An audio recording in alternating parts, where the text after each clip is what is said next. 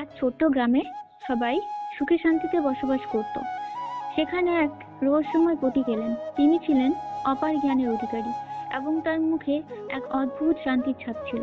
গ্রামের শিশুরা তাকে ঘিরে ধরল এবং কৌতূহলী চোখে জানতে চাইল, আপনি কে? পথিক মৃদু হেসে বললেন, আমি আনন্দের দূত। আমি এসেছি তোমাদের হৃদয়ের আনন্দ জাগ্রত করতে। শিশুরা বলল, আনন্দ কি? আমরা কি তা অনুভব করতে পারি? পথিক বললেন, আনন্দ হলো সেই আলো যা তোমার হৃদয়ে জ্বললে তুমি পৃথিবীকে ভালোবাসতে পারবে, অন্যদের হাসাতে পারবে আর নিজের মধ্যে আমার প্রতিচ্ছবি দেখতে পাবে। এরপর তিনি এক আশ্চর্য সুর বাঁশিতে বাজালেন। সেই সুর শুনে বাচ্চার আনন্দে নাচতে লাগলো, হাসতে লাগলো এবং তাদের হৃদয় এক অপার্থিব সুখে ভরে গেল। সেদিন থেকে তারা শিখলো, আনন্দ কেবল বাহ্যিক কিছু নয়, এটি অন্তরের সুর যা ভালোবাসা ও শান্তির মাঝে বিদ্যমান। আর যখনই তারা সত্যিকারের সুখ অনুভব করত, তখনই পথিকের সেই কথা মনে পড়তো।